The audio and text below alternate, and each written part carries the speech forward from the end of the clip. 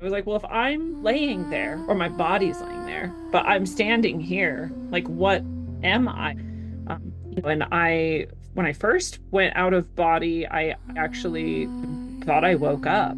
I thought I woke up from dreaming, and I looked down at the bed that I thought I had just gotten out of, and I saw my body. And it was super confusing to me. And there's some echoes of some of this prior in my life. So it may have actually even happened before, but not really stuck or come through and integrated into full consciousness. But that's an interesting thing too. But in that moment, I just thought, oh, am I dead? Or Thank you so much for joining us today, Lindsay. I'm happy to be here. Thank you for having me, Laura. You're welcome. So I understand that you went through a few spiritual experiences, which we tend to call out of body experiences. Could you share a little bit about your background? And can you take us through the out of body experiences?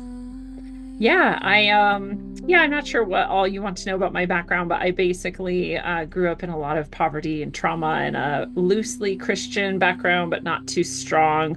I didn't really have a background of spirituality or understanding these types of things. I didn't have anyone around me or in my small rural community who was, understanding or talking about these types of things. And so when they started happening to me, I had no frame of reference. And in my experience, the closest I could come to understanding what happened to me was to say that they were dreams.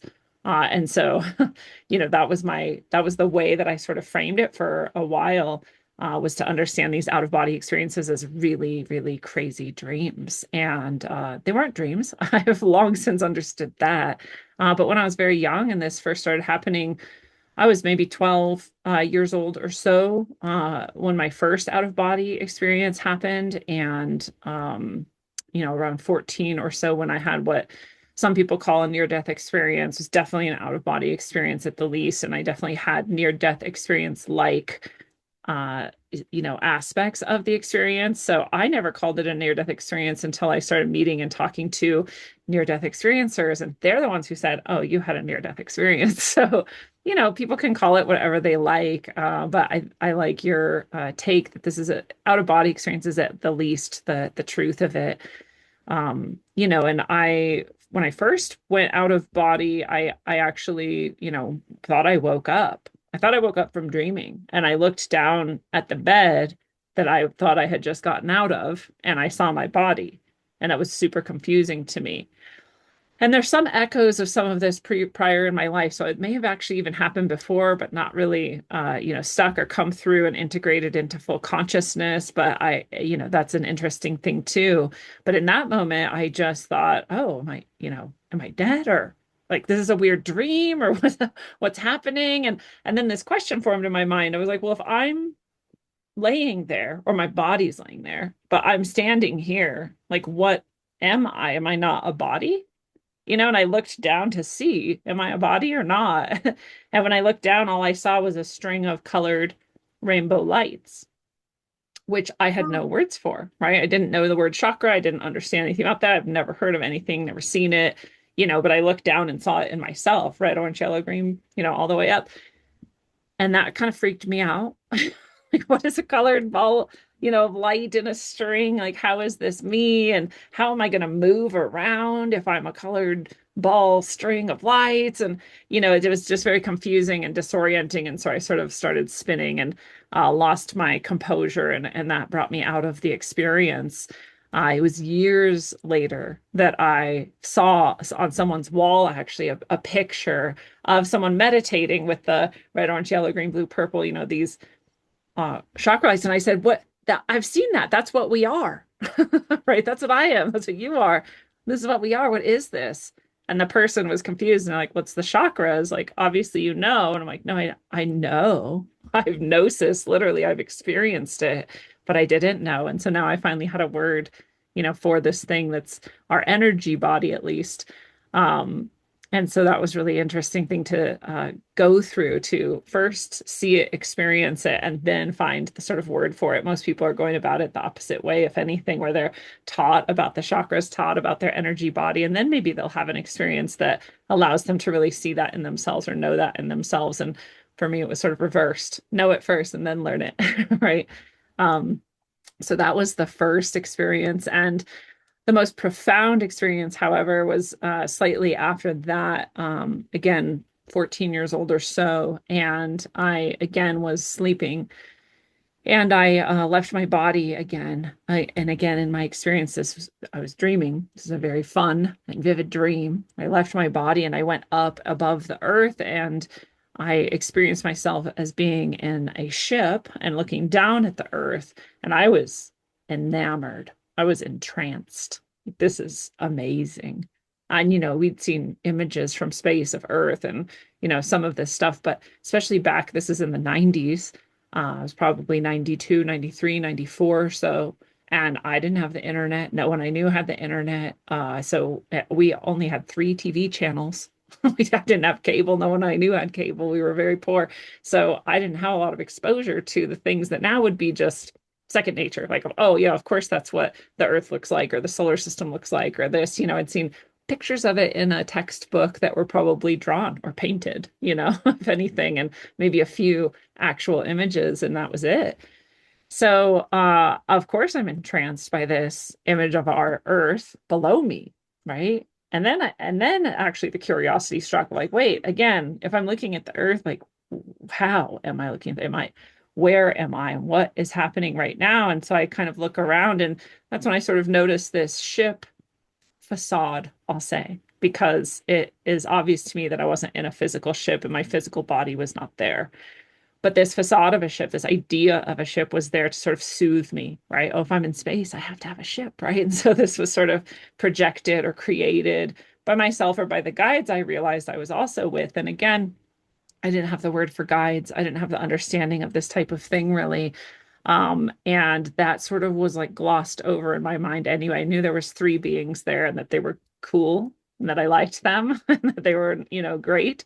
Even, but I didn't really hold on too hard to who they were or what was really going on. I just knew I trusted them and trusted being in this ship, so to speak, and that this was an amazing experience. And this ship started moving through the solar system. So we're moving away from Earth now. And here's the huge sun over here, and here's all the planets.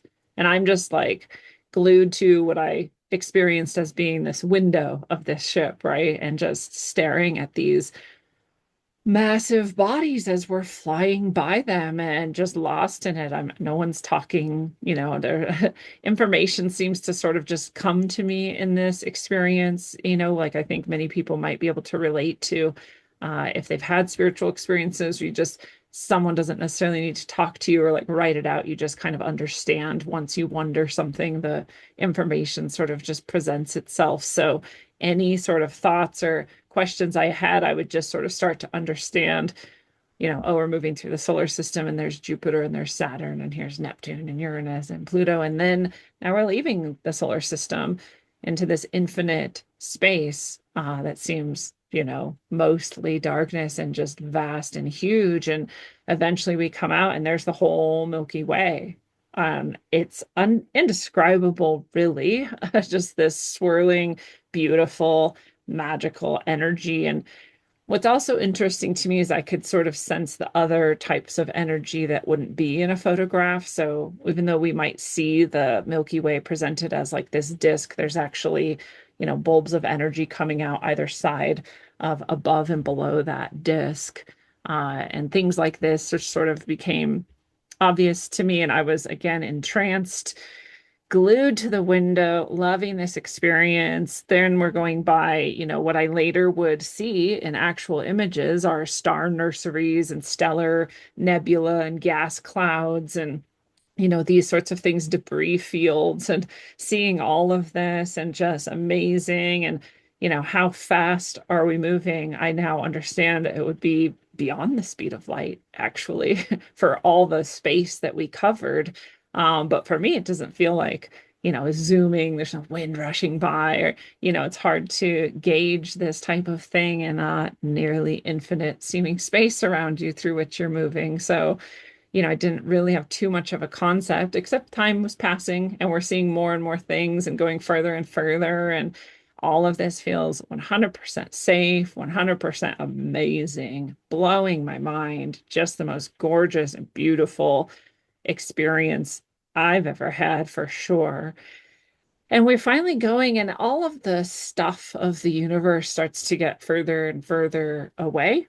And so now we're in this space that really is just empty darkness, sort of. And I start to then be able to notice like a shape to all of the stuff that we had come through in order to get kind of outside of it all, so to speak. And it was this hourglass shape, right? It was this kind of bulb or half of an hourglass shape, I should say, at first, was all I was really looking at or noticing.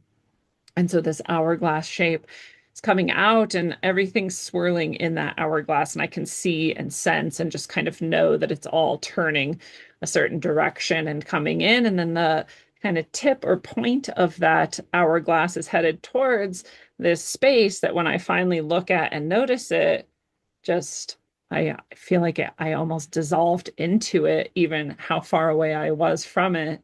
And this was the center of the universe. Beautiful, bright, billions upon billions of stars, I'm sure. I don't even know for sure how we would describe it or what exactly it is physically, but it is the brightest, biggest, bigger than a large part of that hourglass, even maybe like a third of it.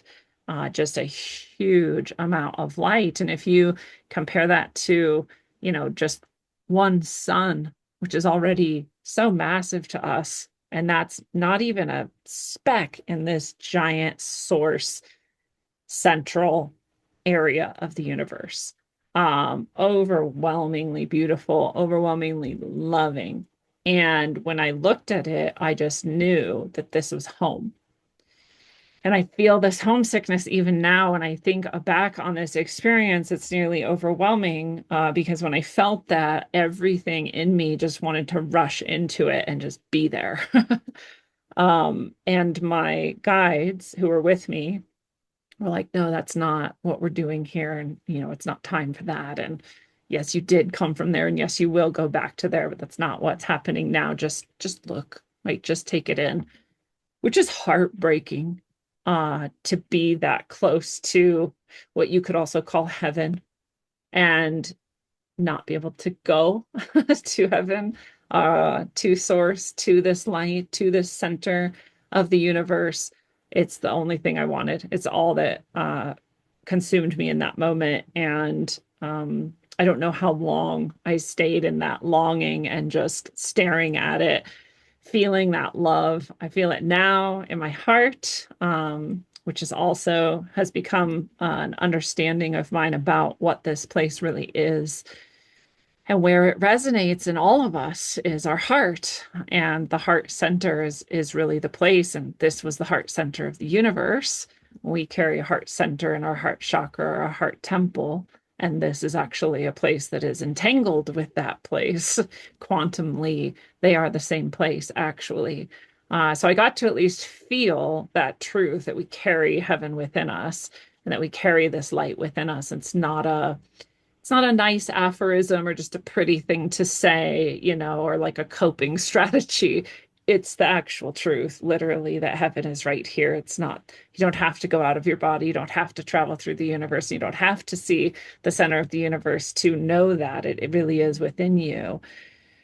And so it's the center of the universe, but it's also the center of you. It's the center of all of us. It's a center, I call it now, of all things, because all things carry this center within them, and all things have this center outside of them as well, right? As above, so below, as within, so without is a literal statement.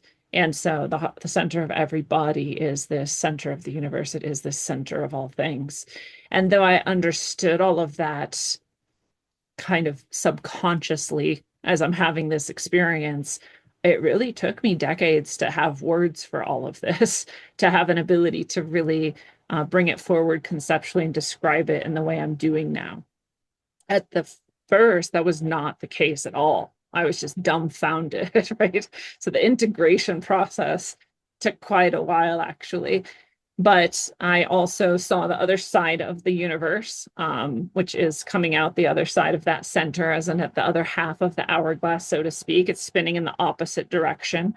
So that's very interesting kind of form. And function to this. And it's kind of like an infinity sign too, which is really interesting to me because here's the eternal creation, right? And it's reflected in this symbol everyone can notice. So again, all of this is kind of coming in subconsciously without words as I'm feeling this in my heart and staring at this center. And again, how long it feels like a very long time I was able to just sit there and resonate with this center wordlessly and feel that.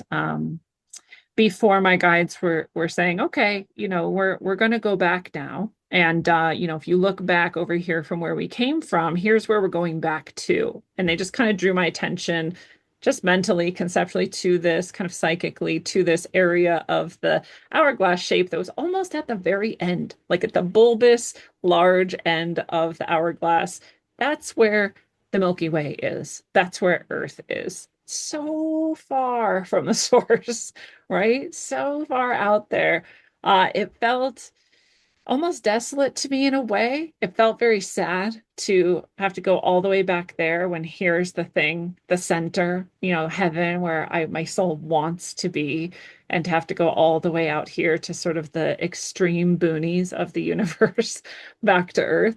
At the same time, I love Earth. I love, life, and I love whatever. So I'm also, sure, yeah, let's go back. I'm not fighting this, just kind of emotionally, but interesting that we're that far away. And then I'm thinking, okay, well, we took all this time coming all the way out here. We're going to start to move back. We'll get there eventually. Nope, we were there in a moment. So the whole ride out, so to speak, was literally just for my benefit. There was no reason. We didn't have to go that. We could have just hopped all the way to the center and just looked at the whole universe, right? But for my understanding, for my experience, for my heart to really start to sort of grasp it all and integrate it all, they gave me this privilege of being able to move through it sort of slower and see it all. But here we were back at Earth in just a moment. No time had passed at all. There said, there it is. There's where we're going. And then all of a sudden Earth was in front of me. It's like, whoa, jarring, kind of like, I didn't realize we could do that. And here we were. So another sort of, I think, reinforcement, because a lot of people want this to be an actual ship and they want it to be aliens that took me out of my bed and physically brought me to the center of the universe. And that is in no way my experience, and nothing about my experience points that direction. So here's another thing that kind of proves to me that that's not what was happening, in case anybody needs a little bit more emphasis on that. But here we were back at Earth. Earth's in front of me now again. Still beautiful, even though that center and that heaven is so bright, so big, and so amazing to connect with. Earth is still so beautiful too, right? Just to see it and to kind of hold it in that view is really awe-inspiring. It creates this love, and there's a different kind of homesickness for Earth, right, than there is for the center of all things. So I was glad to see it be back and love this Earth. And then as I was looking at the Earth, it sort of started to morph and get this sort of visual overlay. And this overlay over the Earth was this millions and billions of uncountable tiny little vortices. And it was as though we were looking at a tornado from above, that was spinning, but there was nothing but that. And there was billions of them. And they were just edge to edge, filling every perceivable space on the surface of the Earth.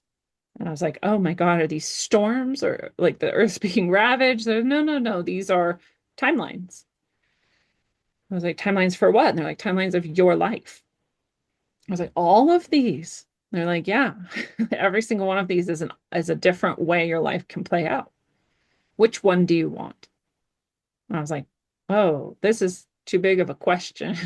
How would you choose between infinite seeming options of lives? How would you have time to go through them all and what the differences are and the pros and cons and this and that? I can't choose one of these. Will you help me figure out, which one's best? And they're like, yeah, feel it. What do you feel like you would like? What do you want for your life?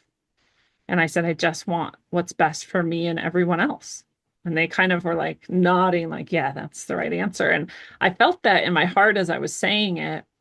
In the integration process of this experience, I thought that caused them to point out one of the tornadoes or the vortices, so to speak, one of the timelines, and that then I kind of jumped into that timeline without thinking. what I understand now, looking back, is what actually happened is when they asked me that question, what do you want? And I said the genuine truth and motivation in my soul and felt that in my heart. It vibrationally, sympathetically, drew me to the timeline that was that timeline. So there's no logic about it. They didn't choose for me, right? They didn't direct for me, actually. I just was sucked into the one that felt my heart's call, which is so beautiful. It's so amazing. And also, if we're talking about, what our manifesting goals or this sort of thing is, this is another sort of an instruction that you can't just think it and you can't just logic it. Like you have to feel it. And that's what actually calls things to you. And here was this direct experience of that, right? Of this feeling of what I want and what I know in my soul is the motivator, and then just being sucked into this timeline. So that's what I experienced moving into this swirling vortice and moving through it and coming back into sort of reality. I'm still out of body though, but I'm back on Earth now and I'm lodged into this timeline. And I appear, in my experience, at this sort of city. It's very seeming technologically advanced to me, but beautiful and in balance with nature. Like there's green and trees and things, and it's nice. It's beautiful. Uh, One of the things that always stands out to me is there's no power lines, and there's no electric lines, but there's power, there's light, and I know in my mind at least is nothing like anything I've ever seen. So I understand kind of instinctively like I'm in the future, and uh and it's beautiful, which is not what I expected. Right? I had again a lot of trauma growing up, pretty profound trauma, and I didn't have a positive outlook of the world's future. I expected pretty dark things to occur, right? Humanity didn't seem like it was doing too well to me. So the future being this bright, beautiful, technologically advanced, naturally balanced sort of place was jarring for me. It was not what I expected, but I knew it was the future, so I was also happy to see that. And then my attention was being drawn up this building, a couple stories up, and I'm sort of floating up to that point for some reason. Something's just calling me, and I'm going up to this window of this kind of high-rise building. And I realize there's this person, this really old person, is sitting in a chair looking out the window. And she's so happy and she's so content. And everything feels very beautiful about her. And then she looks at me and our eyes meet. And I have this really crazy experience of suddenly being her and realizing that it's me at the end of my life, looking out and remembering the moment that I visited myself from when I chose this timeline when I was young and seeing the disembodied me from that position. But I was also still the disembodied me seeing myself. And so I was both at once. And it was really intense. And at that moment in this timeline is when I actually die. So I've seen my own death. I know how it happens, when and where it happens. I know that I'm very happy and comfortable. And I know that it happens in this city, at least, that is very balanced and beautiful. So we get there at some point, right? Seems only a few decades away. Very, very heartening, to say the least. And after that happens, I kind of get sucked back and I start seeing the timeline go in reverse. And I start seeing years, the numbers of years as though I'm actually traveling along a timeline. So the years are going back like 2040, 2039, 2038, I'm going back and I'm seeing just flashes of things in life. None of them are significant. Like they're just moments of like sitting at a table and watching a bird or, standing in a lake or something, and nothing important, nothing to like watch out for, nothing that's like, hey, avoid this. Like there's no tips in here. They're just sort of flashes that are otherwise meaningless, except that there are all moments where I believe now that I look back on them that I had just that, we all pause every once in a while and just go, oh yeah, like this is cool. Like I'm a soul and having this life and everything's pretty cool. Right? Just this sort of moment of awareness and presence that might sink in at any given time. And I think that's all there was to those flashes. There's nothing else, bigger about it. And so back and back, and I actually have this kind of blank, it's actually a whiteout of the timeline from 2020 to 2033. And I always thought that was very interesting. And some part of me always wondered if, even though I chose a timeline, is there some way I might like die at 2020? But then I was like, but I saw myself at the end. And so I was just very confused about why that was true. It just was nothing to do about it, but let it go, right? Keep going back and back until I get to 1990, four, whatever this is. And I start getting closer at that moment and seeing my hometown and seeing the kind of trees, and I'm kind of coming in from above, and then I see my house, and now it's the same year and the same moment that I left initially, and I go down through my roof into my body and I wake up. And Well, all of that huge, massive experience, the only thing my 14-year-old brain could do was go, that was the craziest dream I've ever had. And that's what I really believed. I didn't have a different way to integrate it for a while. It took me a while to even get to the point where I really understood that was no dream. And it was incredibly different than a dream and very significant. I knew it because it wouldn't leave me, you know. I woke up and went through life, and all you can do is kind of eat breakfast and go to school and tell people like, oh, this crazy thing happened, but I don't know about anyone else, but no one really cares that much about like your dream or what happened, or they're just like, yeah, I have a test today or whatever. And I didn't have really anyone who could really share it with me very well or reflect on it with me very well. And again, part of that is the trauma I grew up in, and the people around me weren't the highest minds and weren't the highest souls, so there was that too. But I kept coming back to it, kept coming back to it. It wouldn't leave my mind. I was almost kind of obsessed with it. How could you not be?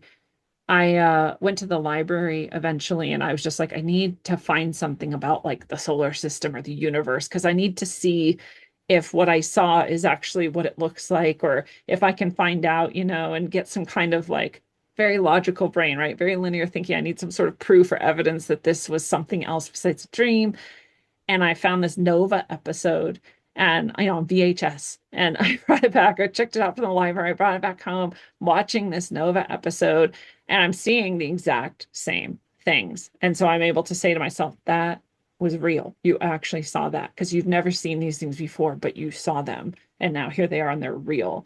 So something else happened to you besides just a dream. And it was significant, and I let myself sort of realize that. And in the moment where I really, thought to myself, like, oh, that was real, there was this spark of electricity in physical reality and waking life. It was about a foot in front of my face, and it just went pop, and it was just a little spark. And I heard it, I saw it, I felt it. And it was exactly at the moment that I was telling myself, this really happened. You actually went through the universe. That little spark went off, like the most intense synchronicity I've probably ever had to confirm, like, yes, that happened. You went somewhere, get it through your thick skull and accept it. And then it kind of everything just started to change about my understanding of reality and life. This was real. And so what does it mean? And what was that center? And what are we doing here? And what is this timeline about? And why couldn't I see 2020 to 2033? It took me decades to answer that question too. But it changed everything. And one of the things that's interesting, and this is the integration process that I think a lot of people maybe don't understand fully, is that I did not come back and just start living a pure life and like speaking the highest truths and, just like living in that highest alignment, because I was still this deeply traumatized person who had a lifestyle of self-harm. Right. And so to get out of that takes time, and to reprogram your sort of subconscious and your understanding with this new higher understanding takes time. And that's what integration really is, right? Is bringing these highest truths and highest experiences into your moment to moment, day to day, right? Every word, every thought, every action. So it definitely was this experience that changed everything. And it definitely guided me out of the darkness I was living in more and more and more. But it took me a long time to stop harming myself and stop living in a destructive way, because I didn't know how. You still have to learn how. You still have to, go through and experience the healing, and really fully integrate it. So there's this misconception that that sort of happened to me and the rest of my life was charmed, and that was not the case. Mm, yeah. Thank you for sharing that. That's quite a journey, and experience. And there is, like, I think there is a crossover between the out of body experience and the near death experience, because you don't always have to have an accident or be something happen to you in order to be out of body. We can do that intentionally if we work with it and know the process of doing it and having those. And sometimes it can just happen. I think that we leave, our bodies while we're sleeping anyway, regardless. Sometimes we just don't remember. I know I have dreams that, I am standing there with my guide and they're showing me things and I'm sleeping, right? And then I don't have dreams anymore. And I don't know why that is, but I remember dreams from when I was younger, but there was a period of time after my near death experience and meditating and having out of body experiences that I don't dream anymore. It's more of experiencing the other side as an out of body Hmm. experience. And so Yeah. I feel like too, also, like there's a definite way of feeling about it where you can tell the difference if it's a dream or if it's an out of body. There's like this feeling or sense about it. Yes. Yeah, I'm totally with you on that. And I teach that too to my students, and I do a dream walking class usually once a year or so that people can access. And I just emphasize exactly what you just said, because people believe that they don't dream, and that's not the case. It's just that you're not remembering or integrating it in a conscious way. Right. And that just happens sometimes. And people think that going out of body is this sort of high level achievement of, only souls that are really working at it are going to do it. But like you said, we're actually all going out of body all the time, all Mhm. the time. But yeah, we don't always bring it back to integrate it into the waking consciousness. So we don't remember it. To get to the point where you intentionally are aware when you're going out of body and remembering it, bringing it back, that is a higher level thing for sure. But to actually do it is just a natural part of our body's technology, our soul's technology. That's just what it does. And I'm with you too that sometimes when I sort of don't remember as much of my dreams, my understanding has become that I'm doing a lot of what I call soul work. And so I'm working with guides and allies to do all kinds of things here on earth. So, right. And so we're helping to heal ourselves and others, or teach ourselves and others, or guide souls through, especially this time on earth that we're in right now. And so a lot of us are soul leaders, you might say, right? Or guides in our own right in some respects, or at least helping to more deeply integrate some of these higher level knowledge and experiences for the collective. And that's what we're doing when we're sleeping. And Mhm. those are kind of more like what I would teach and call like regular dreams. Those are more sort of our subconscious trying to speak to our conscious mind, trying to work through something, trying to resolve something. And they're fantastic, beautiful, powerful, healing too, just a little bit different level. It's just kind of internal instead of external. Right. I love how you explain that. Definitely. And then also too, like you were talking about how you were at the center of the earth and you were looking at the light. Somebody else mentioned that about when they had a near death experience. It's like they explained it as like little orbs that were a part of this big whole thing, and you could see the orbs all around, like what we would maybe sum up as like looks like a sun. Mm-hmm. Um, and so I'm assuming that is, well, they called it God or source. Would Yeah. you say the same thing? Yeah, technically, I would say actual God or actual source is sort of behind all of this. So Mm, this would be the first sort of manifestation into the physical universe of God or source. So I feel like heaven's a little bit better of a word because it is of God and directly next to God. It's like the first thing. But, even in like Taoism, we say, the source is the unknowable unknown. And you can conceive of that as, I mean, you can't really because it's the unknowable unknown. Like that's what God actually is. And it's outside of this physical universe and experience. And even in our soul or energy bodies, we still can't actually come in contact with that unknowable unknown. And so this light source, this center of all things, it's the first emanation. It's the first thing outside of the unknowable unknown that becomes then the whole universe and all of every soul's experience, in different iterations of matter densities getting more and more dense, but this pure sort of light as the first emanation is what that is for me. But I think calling it source and God makes sense, because I think what I just said doesn't make sense to a lot of people, and that's okay. But just, to be technical about it, there is the God, the source that's kind of behind it all. Beautiful. Yeah, and it's hard with the verbiage, right? Yeah. Because sometimes we could take it in the wrong way, or really not understand it, or really get the right words to explain it. So, Yeah. like you said, the integration, trying to find the right words for it is really interesting. I had mine in my near-death experience in 2010, and I didn't start really talking about it until the last few years. Mm. And because it's like, okay, I found ions, and it helped me to make more sense of everything that happened to me, but I never really shared it with people. So it sounds like when you try to talk to people about it, they weren't really receptive. Yeah, it was hard for me too, because I understood it as a dream. So when you just say, "Oh, I had a dream and I was in a ship and I went whatever," people are like, "Yeah, people have dreams all the time. They're weird." It doesn't have the weight of what actually happened, because I didn't have the words to describe. Like, no, I left my body. I didn't understand the soul. I didn't understand chakras. I didn't understand energy body. I didn't understand any of that. So I was just like trying to describe something I had no words for. How could they be responsive? If I were able to then, go back in time and be like, hey, I left my body and some spirit guides took me to the center of the universe and I saw all of time and space, and then I chose a timeline and all of this, then maybe they'd be like, what? Like, that's crazy. Maybe they'd be interested. I don't know. But again, like I said, the people who are in my life, just like me, were on drugs, self-harming, like not doing well emotionally, very like shut down and just trying to survive.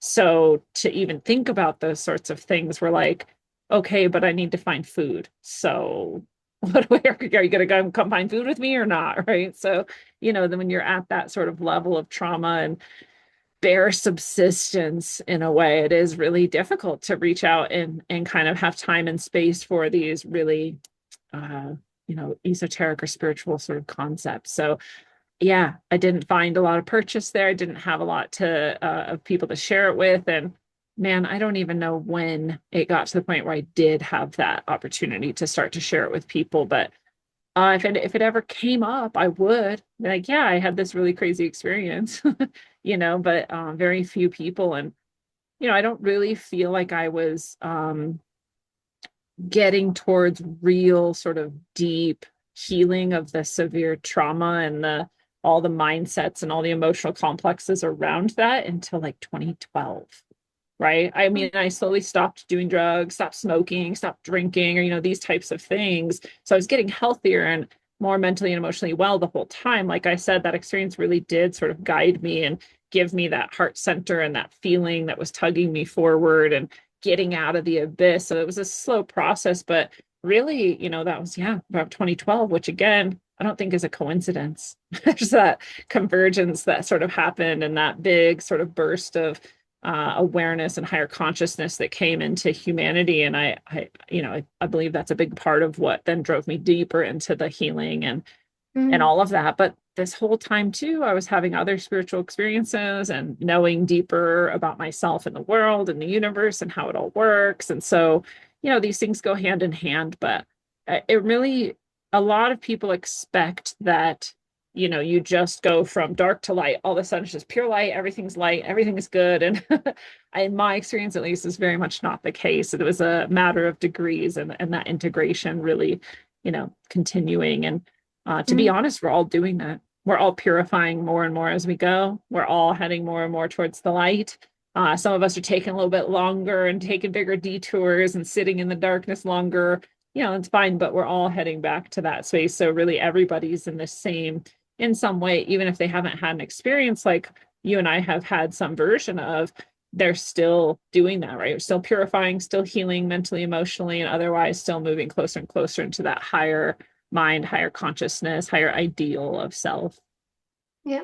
Yeah. And it's interesting you brought up 2012. I recognize that there was this shift because like mine was in 2010 and then things happened after that. And then finally when I found the place where everything was just going to unfold for me, and it was 2012, and I realized I'm like, Oh my God.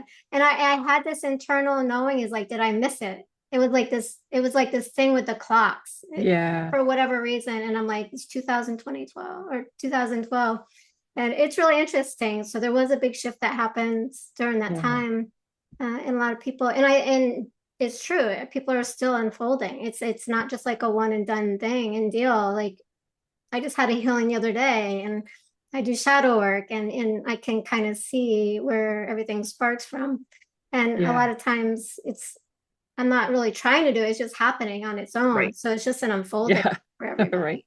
Well, you're allowing it really is what I believe, is that we're all sort of either kind of shut down to it, kind of stagnant, kind of like this is where I'm at now and it's good enough and I don't need to move, and we're kind of blocking it unintentionally, or we're just sort of going like, yep, it's all gonna move, it's all gonna shift, it's all gonna continue, and I just have to be here and be present for it. And then the healing just comes.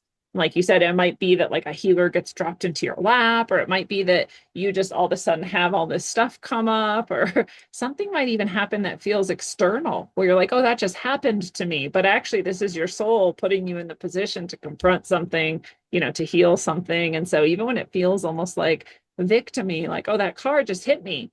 Yeah, but your soul or arranged that for you because in doing that, you had to confront your fear of trusting someone or whatever it might be. And so you get to loosen more and more of these old crusty outdated parts of ourselves that is really what we're all transforming right now more and more.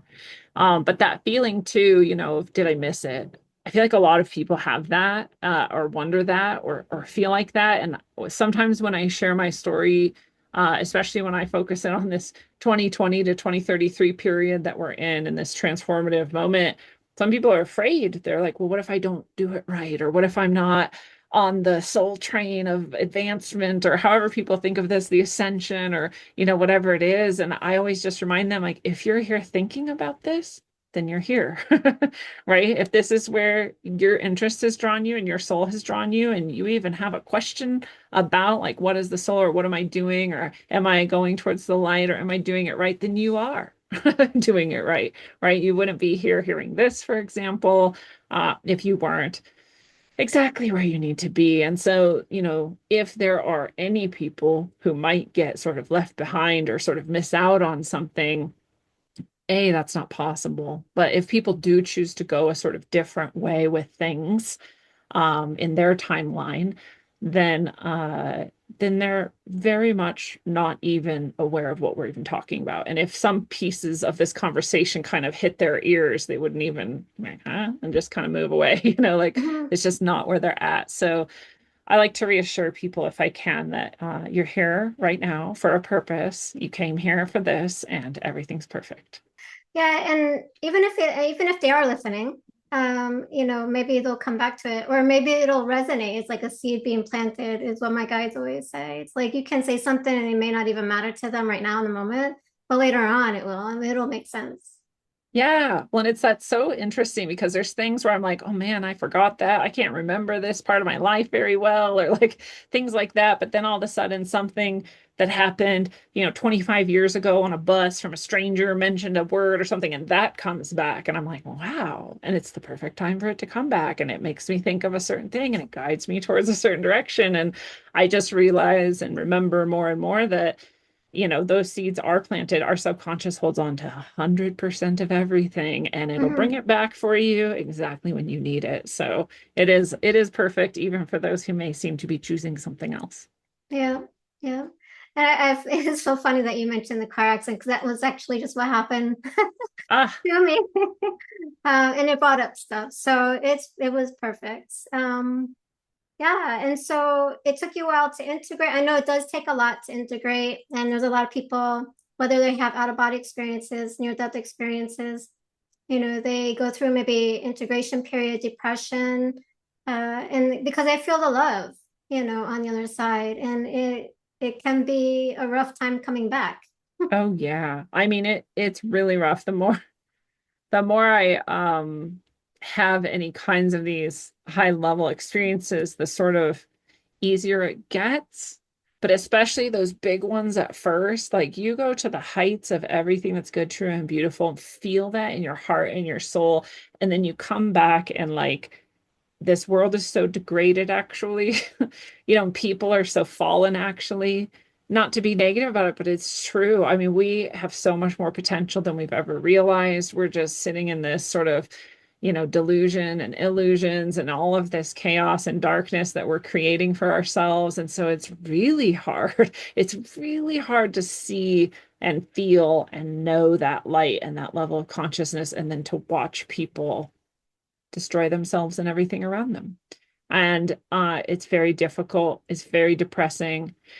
I always like wish I could have this like magic wand and just like put the understanding in their mind or their heart, right? Like, you are a piece of God and act like it, like whatever that might mean.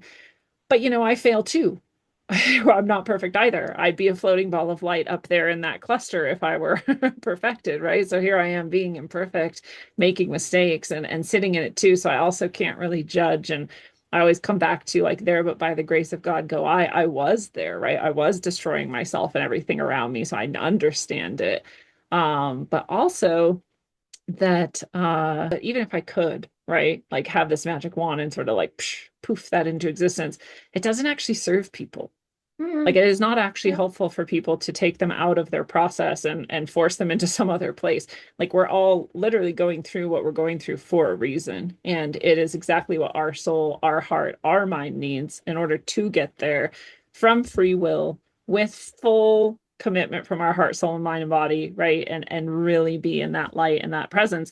And you wouldn't want it any other way. You wouldn't want to force people into it, and you wouldn't want to, change the way that they're getting there. It's exactly perfect for them. So this system that we have of sort of karma and our experiences and what happens and how we move through it, it's so much more elegant than we could ever understand or plan for or create on our own. And so it's pretty beautiful, and it really is perfect. And sometimes it's hard to remember that in when you see all of that darkness, right? And sometimes it is Mm-hmm. really sad to not be in that home, in that heaven, in that light, in that center. I always wish for it. I can't wait to go back, but at the same time, I know that it's perfect. I know that it is serving the highest cause. I know that everyone's getting exactly what they need. And I know that we're carrying all that in our heart. So I remember I asked my guides once, I was like, can you please just take me back?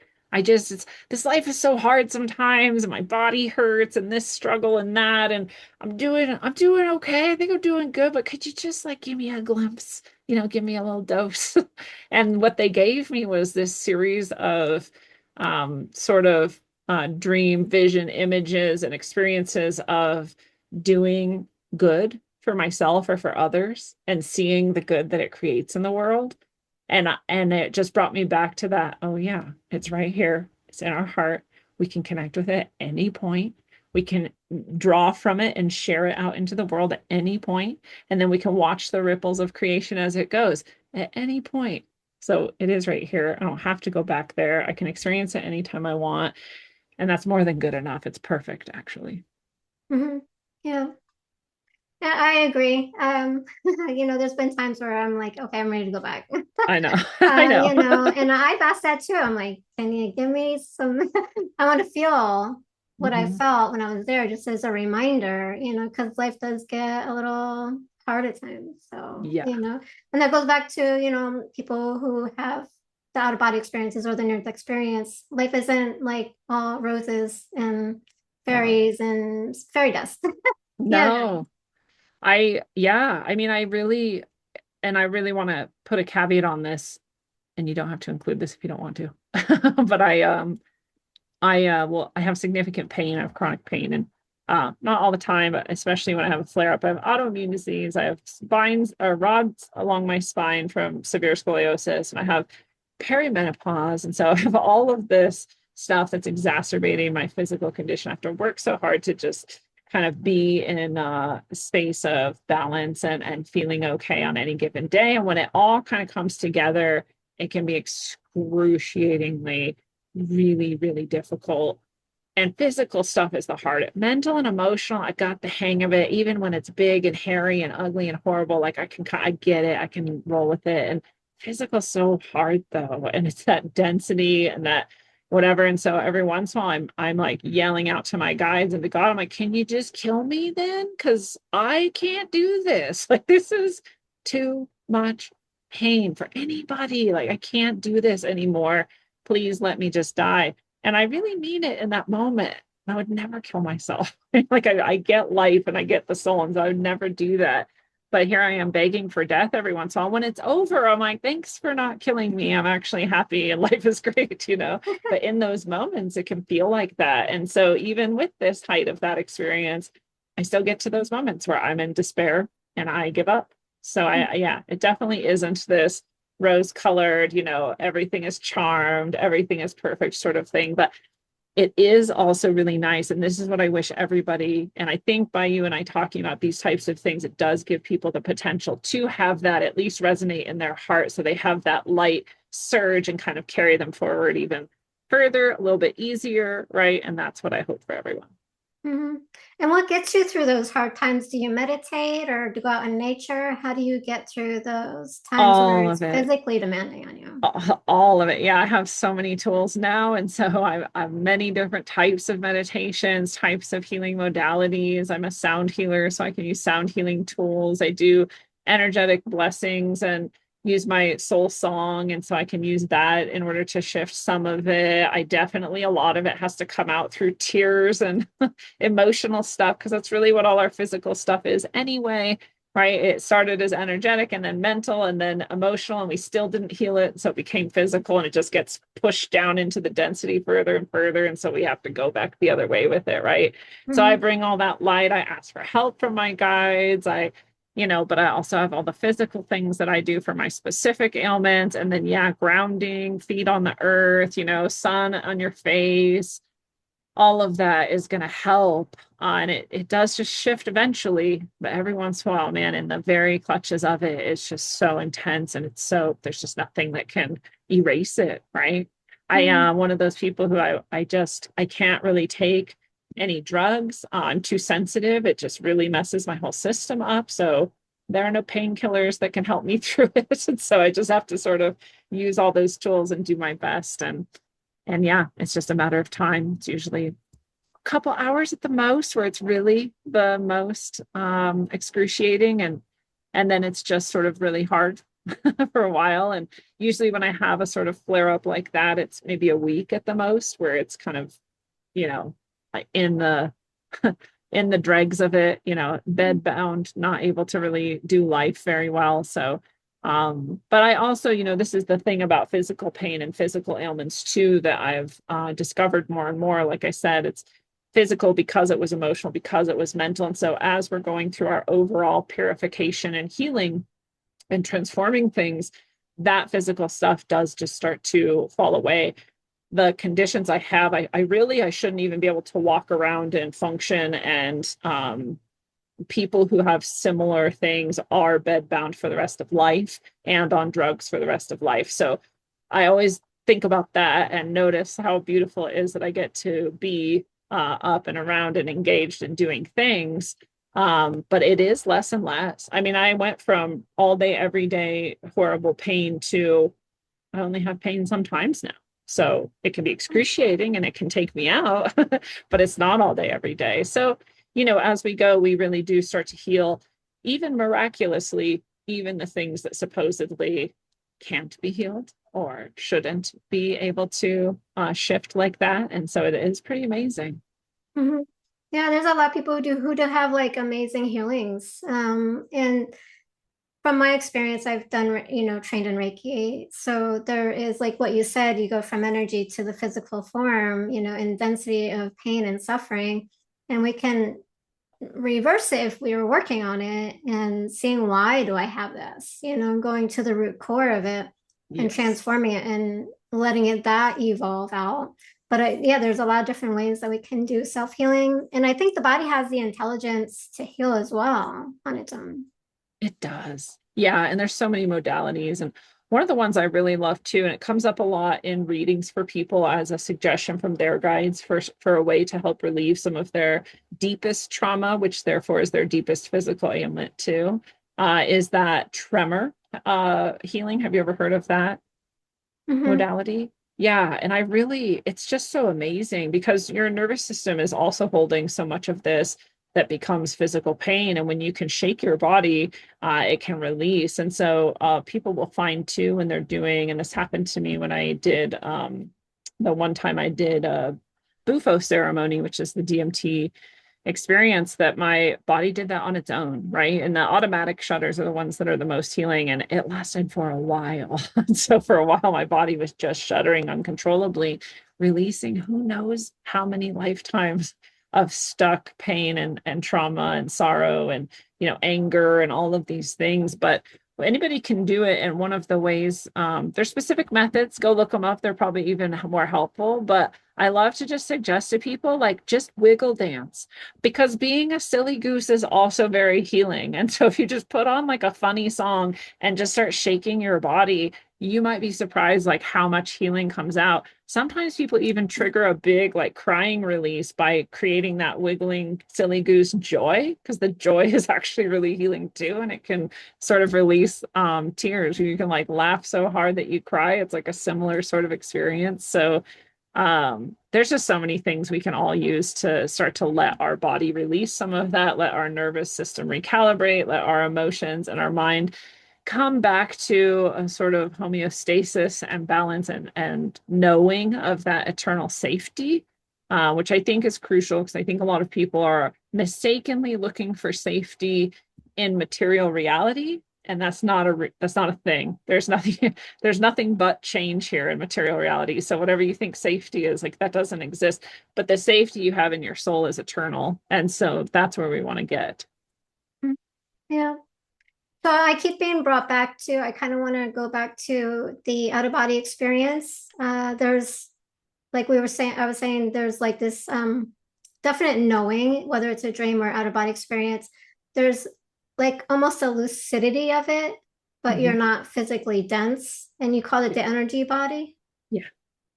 Yeah, and that's exactly what it is. That lucidity is the difference. And I always tell people, if you're looking to see like, oh, have I been out of body, or have I been, all you really have to do is say, well, were you dreaming? But it was exactly like being awake. And I mean exactly as, but actually more awake than awake. Like everything is clear in your mind, everything is continuous and solid. It doesn't jump around from scene to scene or morph from here to there. And, you are fully present and you feel like you're awake. Well, then, yes, you've been out of body, right?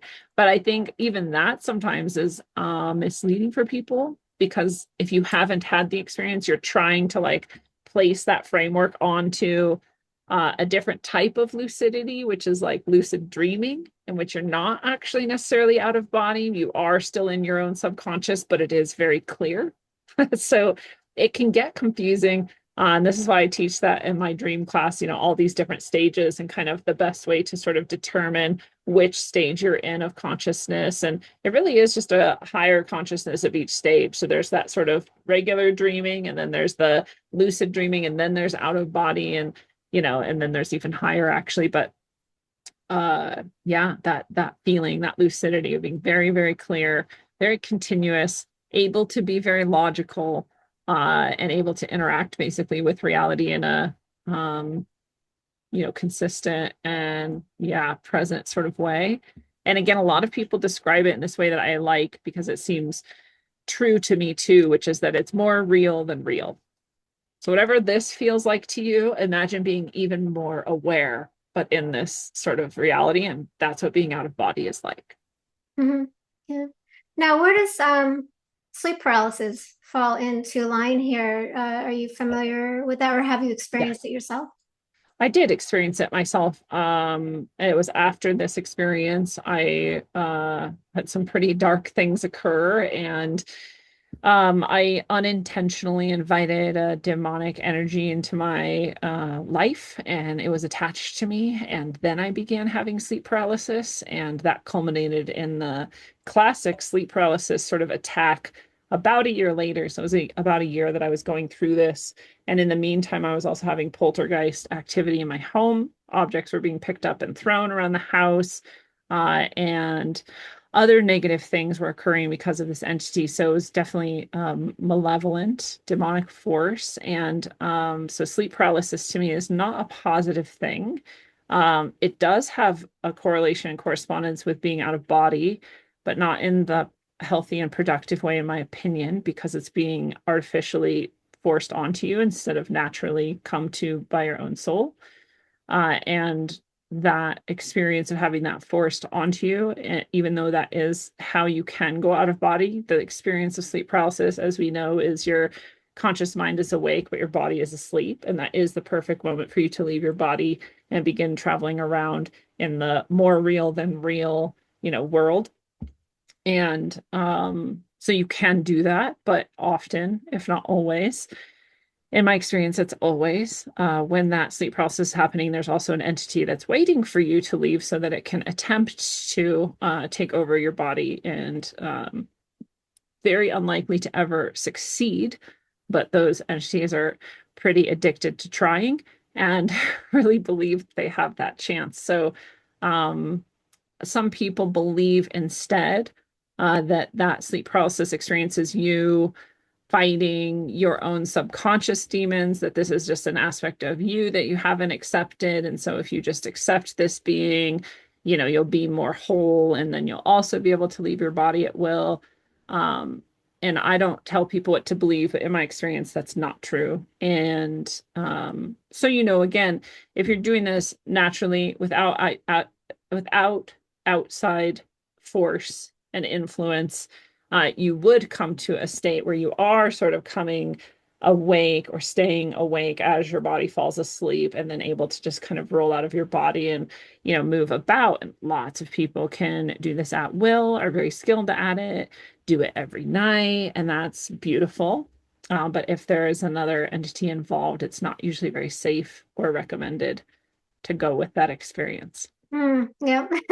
I agree. Yeah, I think some people too, you may have already mentioned it.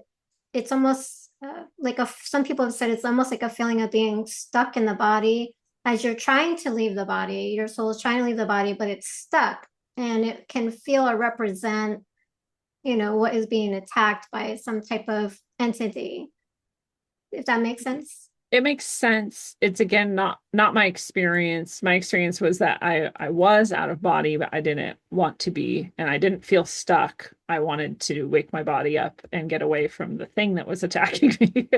um, so, I don't know. Again, there's a lot, it's controversial. There's a lot of Yeah. spiritual people and practitioners who have exactly the opposite understanding of it that I do. That was just my experience. And like I said, I've been out of body on my own. I've been out of body with guides that were good, true, and beautiful. And then I've also had those experiences that weren't. So for me, it doesn't make sense because I had already been out of body in positive ways. So it doesn't make sense that I was like fighting it or projecting something negative when I'd already had very positive experiences of it. So I don't know. A lot of people just are going to go that direction anyway. And obviously, I'm not attached to what people take or how they do it, but I just always recommend caution because a lot of the time too, in general, people are teaching and presenting that there is no negative sorts of beings and there's only ourselves, and that's by no means the case. We can look around us and see that that's not true. We can see that there's murderers and aggressors and people who are torturing each other in the world. That's not me. I have made those mistakes in other lives, so it is me in a way.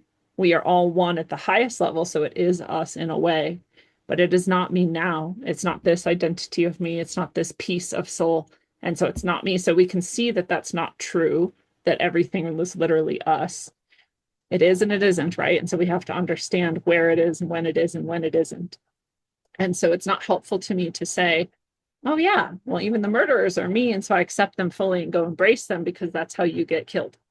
So, right. So there's the same on the spiritual level as there is in the physical level, that there are beings that are not positive, that are separate from you, that don't mean the same intentional goodness that you mean. And so we have to just, be aware of that. And I don't think that needs to be a fearful thing. I'm not afraid of them, and we're definitely protected, and it's very easy to be protected. and to just know yourself as that light and be connected with that highest source, God, heaven, whatever you like to call things, your good, true, and beautiful spiritual guides, that's enough to be protected. So even people often who don't mean to be protected are protected just by grace. So these things don't have power, and I don't want to give them that in people's minds. But I also don't want people to be in what I think is the illusion that there are no negative entities on the spiritual level. Mm-hmm. Yeah. Yeah, I guess you would have to have the yin and the yang of everything. So definitely. And before we kind of bring this to a close, you mentioned when you had your out of body experiences, you had guides. Do you know who they were? I do now, yeah. At the time, I wasn't very clear on that, but Jesus was, I always say, my main guide. And so Jesus was there. Lao Tzu was there, which blew my mind. And that third one was me as my higher self. So what was really interesting when I went about doing the Bufo ceremony, which I wouldn't necessarily recommend to people unless they're deeply, deeply called at a soul level that is very consistent and high level and true. I wouldn't do it on a whim. I wouldn't do it just to do it, but if that exists, then I think it can be a beautiful thing. And so I was called very, very directly by my guides. There were no questions that was what I was supposed to do. And so I went and did this Bufo ceremony. It's DMT, it's the highest, strongest hallucinogen on the earth that we know of, at least. And very intense experience. And so did it in a very beautiful way, a very spiritual way, very intentional way. And in that experience, I went to all points of time and space. And I, as my higher self, caused or enacted every single one of my spiritual experiences that I've had in this life. So I went back and pulled myself out of my body to bring myself with Jesus and Lao Tzu to the center of the universe. And I did all those things from that higher space. So that was the moment I really fully realized that the third being was me. I was always wondering, who's the third one? The third one. I wasn't ready to understand it until that moment of actually experiencing doing it. Like, oh, I was the third one. So that's who was in the ship. Mm-hmm. And from all your experiences, so what is the takeaway that you would like to share? My biggest takeaway is that the center of all things is the center of all things, meaning that it's the center of you, it's the center of me, it's the center of every person, it's the center of the earth, it's the center of the sun. We're all quantumly entangled. We're all quantumly entangled with that initial experience of source coming into material reality, which is another way of understanding Jesus Christ is the first emanation of light into what became the material universe. And so that Christ energy or Christ consciousness is knowing yourself as source in a material world, and that every single thing carries that seed, that light, even the dark, although they're very committed to not realizing it, but they do too. And so all things are connected and all things are one, and that every single person is carrying the kingdom of heaven within them. So I hope that we all can remember it and feel it and act like it. And I do want to kind of mention too, before we close out, because you did bring up a good topic when you were sharing that takeaway. Even in the darkness, like they even have a purpose. Yes. Right? Because they have the light within them. Yes. But they don't know it. No. They don't recognize it from their experiences, from what they put out into the world. But they are even there to help for growth of evolution. Absolutely. And so we always kind of look at them like, negative, I don't want a part of that. But they're here doing their job too. Yeah.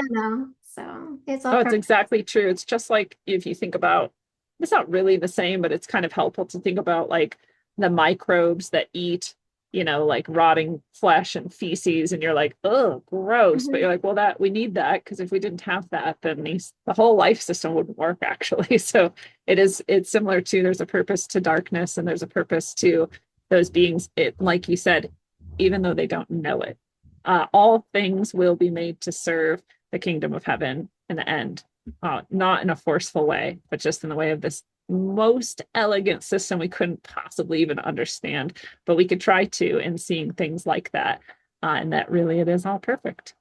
Now, if somebody wanted to book a session with you, where would they go to find that, and what services or events do you have coming up?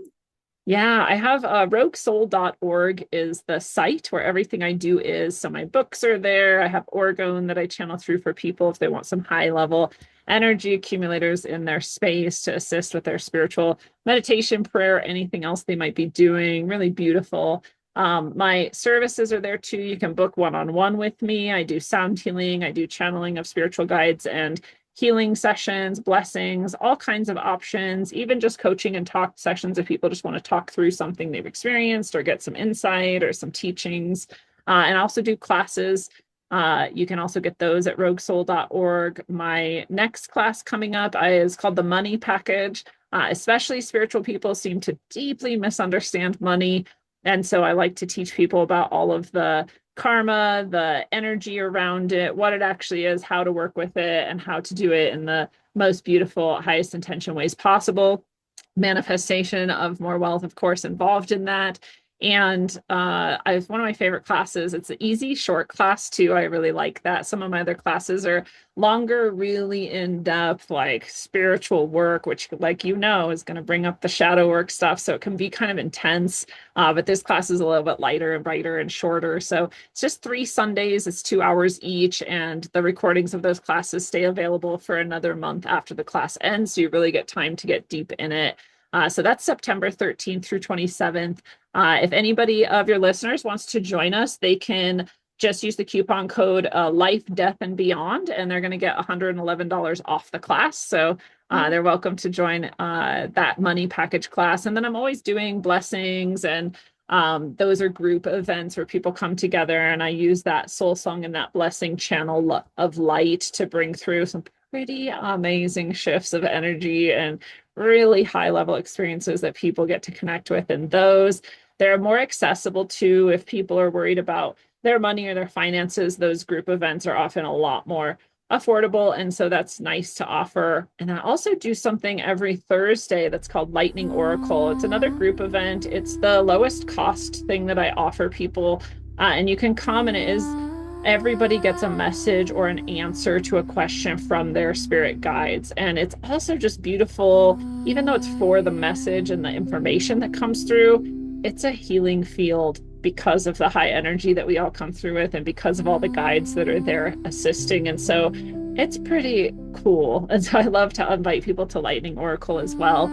All of that's at roguesoul.org. Thank you, Lindsey, for everything you do and for sharing your journey and story. Thank you so much, Laura. It's been an awesome to talk to you.